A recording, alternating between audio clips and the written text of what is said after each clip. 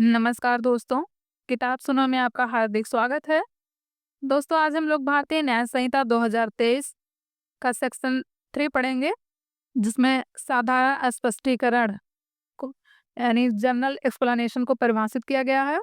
इसमें 9 क्लॉज हैं और क्लॉज 1 है, इस संहिता में सर्वत्र अपराध की प्रत्येक परिभाषा, प्रत्येक डांडिक उपबंध और प्रत्येक ऐसी परिभाषा या डांडिक उपबंध का प्रत्येक दृष्टांत साधारण अपवाद शीर्षक वाले अध्याय में अंतर्विष्ट अपवादों के अध्ययन समझा जाएगा, चाहे उन अपवादों को ऐसी परिभाषा, दांडिक उपबंध या दृष्टांत में दोहराया न गया हो।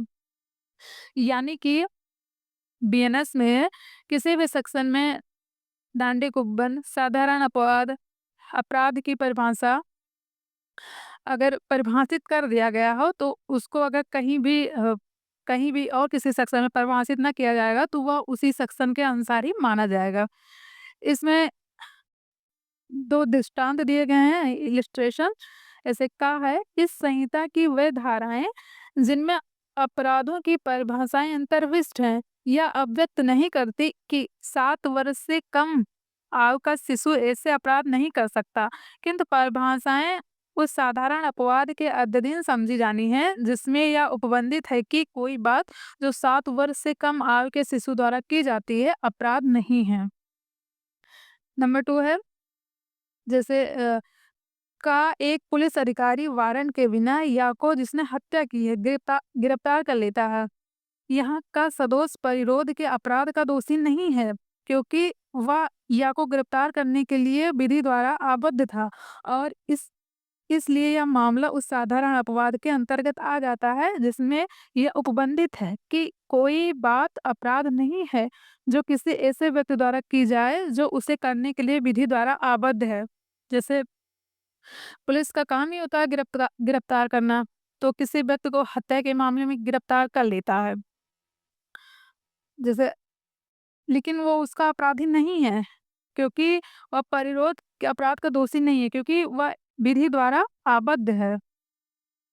ठीक। और सेक्शन 3 क्लॉज 2 है, प्रत्येक पद जिसे इस संहिता के किसी भाग में स्पष्ट किया गया है, इस संहिता के प्रत्येक भाग में उस स्पष्टीकरण के अनुरूप ही प्रयोग किया गया है। जैसे मैंने पहले भी बताया कि किसी भी सेक्शन में अगर परिभाषित किया गया है, तो उसी प्रकार से समझा जाएगा।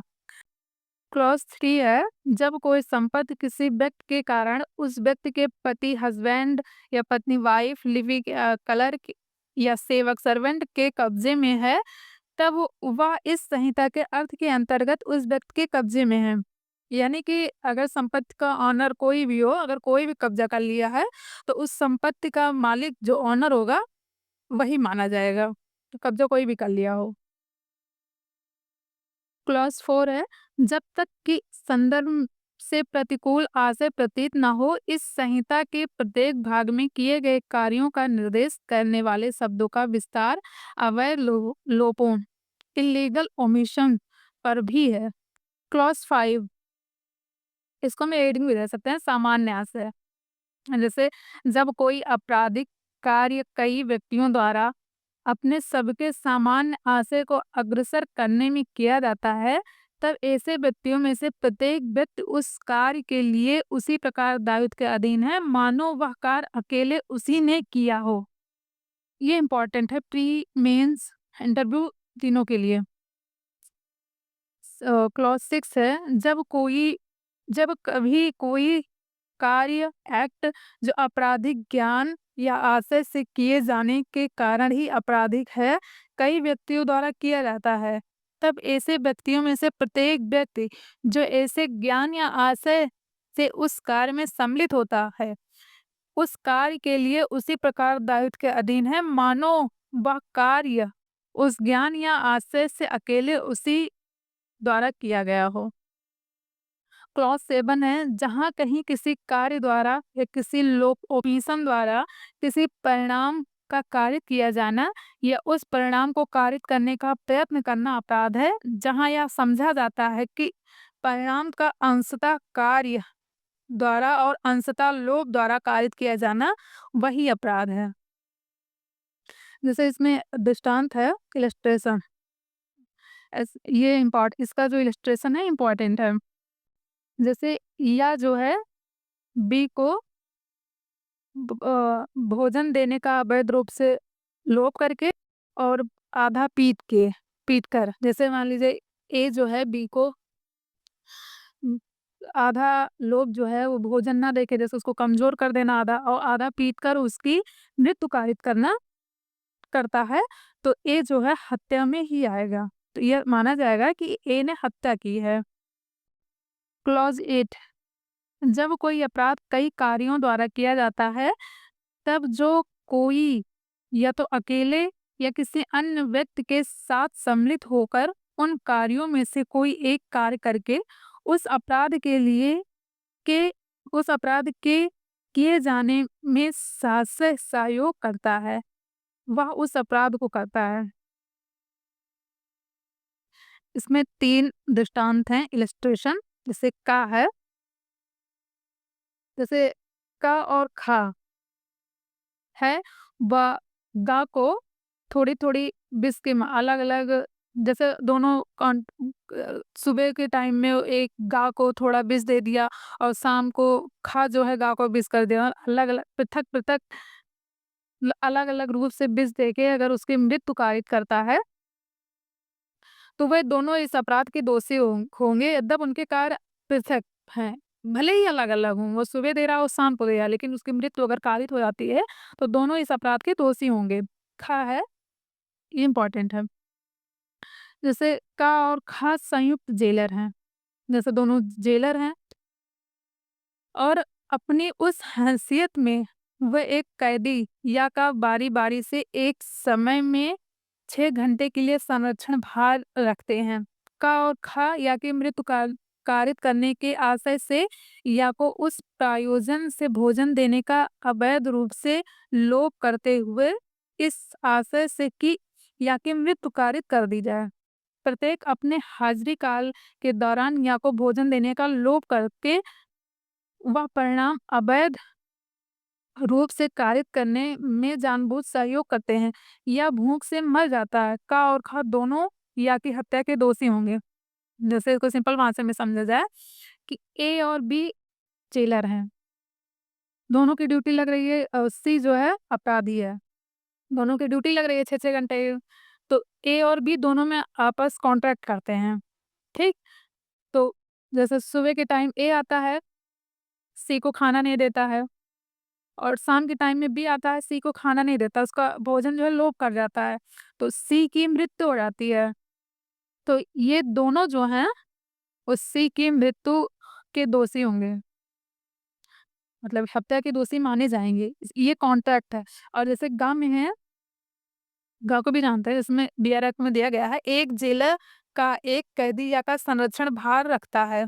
का या की मृत्यु कारित करने के आशय से या को भोजन देने का अवैध रूप से लोभ करता है, जिसके परिणाम स्वरूप या की शक्ति बहुत क्षीण हो जाती है, किंतु वह भूखमरी उसकी मृत्यु कारित करने के लिए पर्याप्त नहीं होती है। का को पदच्युत कर दिया जाता है और खा उसका उत्तरवर्ती होता है। का के दुष्संध या सहयोग किए बिना खा या जानते हुए कि ऐसा करने से संभाव्य है कि वह या की मृत्यु कारित कर दे, या को भोजन देने का अवैध रूप से लोभ करता है या भूख से मर जाता है। खा हत्या का दोषी है, किंतु का ने खा से सहयोग नहीं किया, इसलिए का केवल हत्या के प्रयत्न का ही दोषी होगा। यानी इसको भी समझेंगे, जैसे खा में हमारा दिया गया था ए और बी दोनों कॉन्ट्रैक्ट किए थे, इसमें मान लीजिए ए और बी जेलर हैं, सी कैदी है, ठीक? ए जो है पहले जब वो अपने पद पे था तो सी का भोजन जो था वो लोभ करता, उसको भोजन नहीं देता था, बट वो अपने पद से पदच्युत हो गया। तो उसके बाद आया बी आया और वो भोजन नहीं पा रहा था, तो वो एकदम कमज़ोर हो गया था। बी आया, उसको देखा कमज़ोर है, उसको पता था इसको भोजन नहीं देंगे तो ये मर जाएगा। वो आया तो उसको पहली बात तो इलाज कराना चाहिए था, क्योंकि वो एकदम पीड़ित कुपोषित हो चुका था। बट उसने भी सी के भोजन को लोप कर दिया। लेकिन दोनों जेलर जो थे ए और बी कॉन्टैक्ट नहीं किए थे। तो अगर सी की मृत्यु होती है तो बी जो है हत्या का दोषी होगा, किंतु ए जो है हत्या के प्रयत्न का दोषी होगा। क्लॉज 9, जहाँ कहीं व्यक्ति किसी आपराधिक कार्य को करने में लगे हुए हैं या संबद्ध हैं, वहाँ वे उस कार्य के आधार पर विभिन्न अपराधों के दोषी हो सकेंगे। जैसे इसमें इलस्ट्रेशन दिया गया है का गंभीर प्रकोपन की ऐसी परिस्थितियों के अधीन या पर आक्रमण करता है कि या का उसके द्वारा वध किया जाना केवल ऐसा आपराधिक मानव वध है जो हत्या की कोटि में नहीं आता। खा जो या से वैमनस्य रखता है, उसका वध करने के आशय से और प्रकोपन के अधीन न होते हुए या का वध करने में का की सहायता करता है। यहाँ यद यद्यपि का और खा दोनों या के मृत्यु कारित करने में लगे हुए हैं, खा हत्या का दोषी है और का केवल आपराधिक मानव वध का दोषी है। यानी इसको भी समझेंगे। जैसे ए और बी, ठीक, दोनों में झगड़ा हो रहा है। ए ने बी को खूब गुस्सा दिला दिया, मतलब इतना गुस्सा दिला दिया कि वो उसको मारने पे उतर आया, मतलब वो उसके मन में आया इसकी मृत्यु कारित कर दें। और अगला पर्सन सी भी वहीं वहीं पे है। सी जो है ए से पहले से ईर्ष्या करता था, अब बी को गुस्सा आया ही है तो सी क्या करता है, सी मान लीजिए अगर उसको कोई हथियार दे दिया, जैसे तलवार दे दिया और बी गुस्से में आके ए को मार दिया, तो उसकी मृत्यु कार्य मतलब ए मर गया। तो इस स्थिति में बी जो है, बी मानव वध का दोषी होगा, लेकिन सी जो है हत्या का दोषी होगा, क्योंकि बी जो है अपना आपा खो चुका था, उसकी सहायता जो है वेपन देने वाला सी ने किया था, तो इसलिए वह हत्या का दोषी होगा। धन्यवाद दोस्तों, आगे का हम लोग कल जानेंगे।